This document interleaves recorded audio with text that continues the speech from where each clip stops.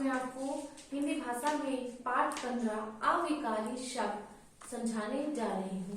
बच्चों, सबसे पहले जो इसमें आया है अविकारी शब्द। अविकारी क्या होता है? अविकारी को हम अव्यय भी कहते हैं। क्या कहते हैं? अव्यय भी कहते हैं। बच्चों, अव्यय शब्द क्या होता है? अव्यय शब्द वे शब्द होते हैं जिनको लिंग वचन कारक के अनुसार हम बदल नहीं सकते। जैसे इसकी परिभाषा सुनिए, वचन भेद, लिंग भेद या कारक भेद के कारण जिन शब्दों में किसी प्रकार का व्यय विकार नहीं होता है उन्हें अविकारी शब्द अथवा अव्यय शब्द कहा जाता है। जैसे आज, कल, वहां, धीरे धीरे, अब आदि। अविकारी शब्द 4 प्रकार के होते हैं। बच्चों, अविकारी शब्द कितने प्रकार के होते हैं? 4 प्रकार के। अविकारी शब्द 4 प्रकार के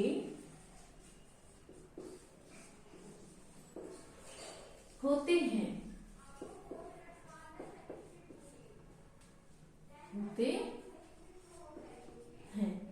कौन कौन से हैं बच्चों वो अविकारी शब्द 4 प्रकार के? सबसे पहला है क्रिया विशेषण। सबसे पहला कौन सा है? क्रिया विशेषण। सबसे पहला हो गया क्रिया विशेषण। दूसरा है संबंध बोधक। संबंध बोधक अव्यय। इसके बाद तीसरा है बच्चों समुच्चय बोधक अव्यय। समुच्चय बोधक अव्यय। समुच्चय बोधक अव्यय के बाद है विस्मयादि बोधक अव्यय। चौथा है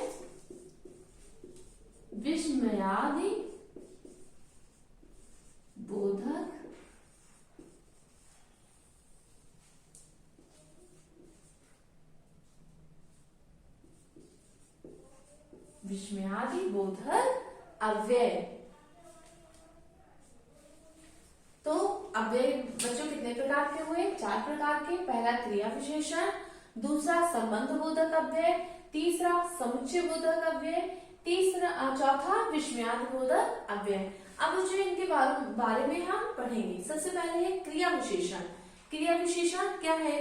क्रिया का अर्थ है वे शब्द जो क्रिया की विशेषता बताएं उन्हें क्या कहते हैं? क्रिया विशेषण कहते हैं। निम्नलिखित वाक्यों को पढ़िए और समझिए। पहला, बूढ़ा धीरे धीरे चलता है। धीरे धीरे क्रिया की रीति संबंधी विशेषता है। दूसरा, वह इधर खड़ा है। तो इधर जो शब्द है इसमें क्रिया की स्थान संबंधी विशेषता है। इसके बाद तीसरा, प्रिया बहुत बोलती है। तो यहाँ पर क्या बहुत शब्द आया है? तो क्रिया की परिमाणवाचक संबंधी विशेषता हुई। यहाँ पर बहुत बोलना हो गया। उपयुक्त वाक्यों में प्रयुक्त पद धीरे धीरे, इधर तथा बहुत, अपने, आप, साथ प्रयुक्त क्रियापदों की विशेषता बता रहे हैं, अतः ये क्रिया विशेषण है। क्या है बच्चों? उपयुक्त वाक्यों में प्रयुक्त पद धीरे धीरे, इधर तथा बहुत, अपने साथ प्रयुक्त क्रियापदों की विशेषता बता रहे हैं, अतः ये क्रिया विशेषण है। परिभाषा, जो शब्द पद वाक्य में क्रियापद की विशेषता बताते हैं उन्हें क्रिया विशेषण कहते हैं। पुनः समझ लीजिए बच्चों इसे। जो शब्द या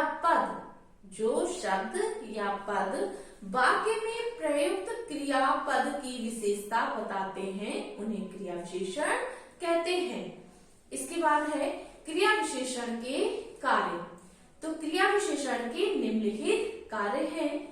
क्रिया के होने की निश्चितता या अनिश्चितता बताना, क्रिया विशेषण बताना, क्रिया के संपादित होने का ढंग बताना, क्रिया के होने की स्थिति, दशा और परिमाण के विषय में बताना तथा क्रिया के होने में निषेध या स्वीकृति बताना, मत, हाँ, नहीं आदि शब्दों द्वारा। इसमें क्रिया विशेषण के कार्य सिद्ध होते हैं। क्रिया विशेषण के भेद। बच्चों क्रिया विशेषण के भेद क्या है? क्रिया विशेषण के 4 भेद बताए गए हैं। कौन कौन से हैं? कालवाचक क्रिया विशेषण, स्थानवाचक क्रिया विशेषण, परिमाणवाचक क्रिया विशेषण और रीतिवाचक क्रिया विशेषण। सबसे पहला है कालवाचक क्रिया विशेषण। कालवाचक क्रिया विशेषण में क्या है?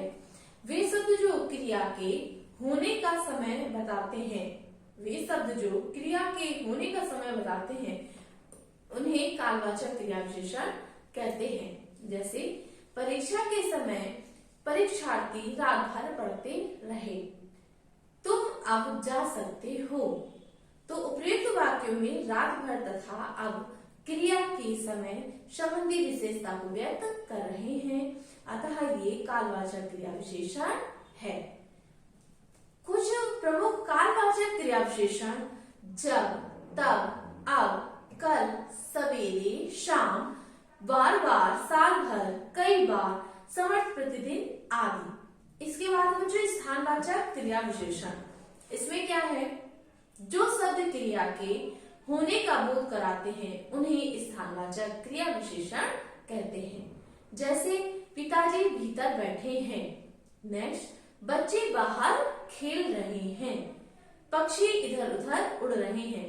तो उपर्युक्त वाक्यों में भीतर, बाहर और इधर उधर जो शब्द प्रयोग हुए हैं वह स्थान संबंधी विशेषता को बता रहे हैं। इसके बाद बच्चों परिमाणवाचक क्रिया विशेषण। इसमें क्या है? जो शब्द क्रिया की मात्रा या परिमाण का ज्ञान कराते हैं उन्हें परिमाणवाचक क्रिया विशेषण कहते हैं। जैसे कम बोलो, अधिक सोचो, कुछ खा लो, थोड़ा पढ़ो, कुछ सीखो आदि। उपयुक्त वाक्य में कम, अधिक और कुछ, थोड़ा तथा बहुत पद क्रिया की परिमाण संबंधी विशेषता बता रहे हैं, अतः ये परिमाणवाचक क्रिया संबंधी विशेषताएं हैं। नेक्स्ट बच्चों रीतिवाचक क्रिया विशेषण। रीतिवाचक क्रिया विशेषण में क्या है? जो शब्द क्रिया की रीति अर्थात होने का ढंग बताए उन्हें रीतिवाचक क्रिया विशेषण कहते हैं। जैसे विपुल शांतिपूर्वक बातें कर रहा था, जोर जोर से मत बोलो। ये रीति के अनुसार वाक्य है बच्चों, तो इसमें रीतिवाचक क्रिया विशेषण हुआ। इसके बाद सेकंड नंबर पे संबंध बोधक अव्यय। संबंध बोधक अव्यय में क्या है?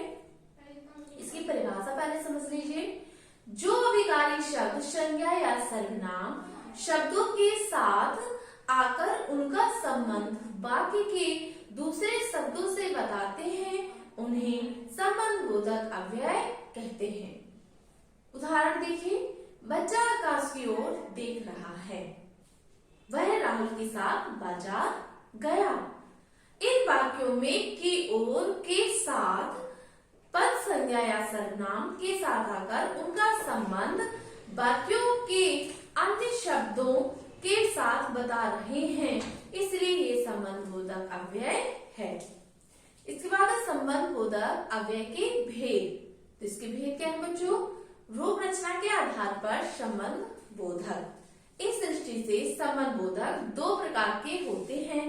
पहला ऋण का, की, के, में, पर, से आदि। इसके बाद है यौगिक शब्द के लिए, की, ओर, के, बिना, पश्चात, साथ आदि। कुछ इसमें क्या है? अर्थ के आधार पर संबंध बोधक जो है कितने होते हैं? कालवाचक, स्थानवाचक, दिशावाचक, साधनवाचक, विरोधवाचक, तुलनावाचक, व्यतिरेकवाचक, उद्देश्य सूचक, सहचर बोधक और समानता वाचक। ये किसके अंतर्गत आते हैं बच्चों? अर्थ के आधार पर संबंध बोधक वाक्य के अंतर्गत। कुछ संबंधों के अव्यय प्रयोग सहित भी होते हैं, जैसे आज धन के बिना कोई नहीं पूछता।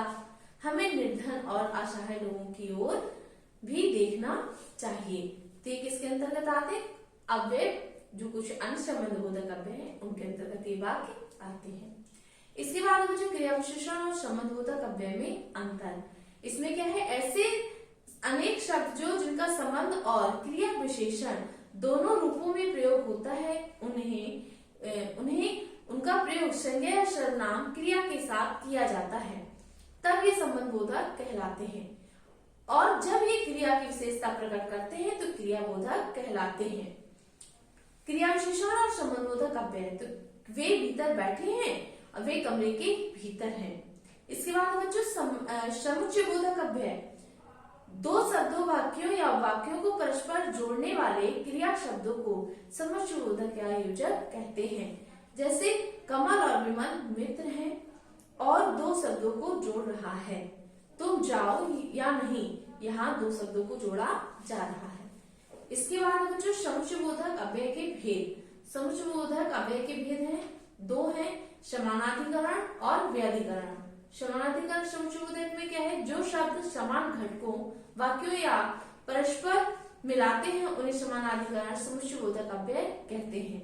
इसके बाद दूसरा है व्यधिकरण समुच्चय बोधक। इसमें क्या है, ये वे अव्यय कहलाते हैं जो एक या अधिक आश्रित वाक्यों को मुख्य उपवाक्य से मिलाते हैं। जैसे स्वामी जी ने कहा कि सत्य ही ईश्वर है। इसके बाद बच्चों नेक्स्ट विस्मयादिबोधक अव्यय। इसमें क्या है, वाक्य में प्रयुक्त जिन अव्यय शब्दों के द्वारा हर्ष, शोक, विस्मय, दुख, ग्लानि, लज्जा आदि भाव प्रकट होते हैं उसे विस्मयादिबोधक अव्यय कहते हैं। जैसे हे प्रभु मेरी मदद करो, नेक्स्ट हाय मैं लुट गया। तो इन शब्दों में बच्चों क्या है, विस्मयादिबोधक अव्यय है। इस प्रकार से कुछ प्रमुख विस्मयादिबोधक अव्यय की तालिका है, उसको समझ लीजिए। हर्षबोधक, हर्षबोधक जैसे वाह, शाबाश। स्वीकार बोधक में हाँ हाँ, अच्छा, ठीक। अनुमोदक बोधक में अरे, हे, क्या, ओह, हे आदि। विस्मयादिबोधक में अरे, क्या, ओह आदि। घृणा सूचक में छी, थू, धिक आदि। संबंधबोधक में अरे, अजी आदि। निवेदन सूचक में कृपया, जरा आदि। शोक सूचक में हाय हाय, आह, हो, हे भगवान, राम राम आदि। कृतज्ञता सूचक जो है विस्मयादिबोधक, उसमें शुक्रिया, धन्यवाद आदि। जब हम किसी का आभार व्यक्त करते हैं तब इसका प्रयोग किया जाता है। सावधानी पूर्वक में खबरदार, सावधान, होशियार आदि।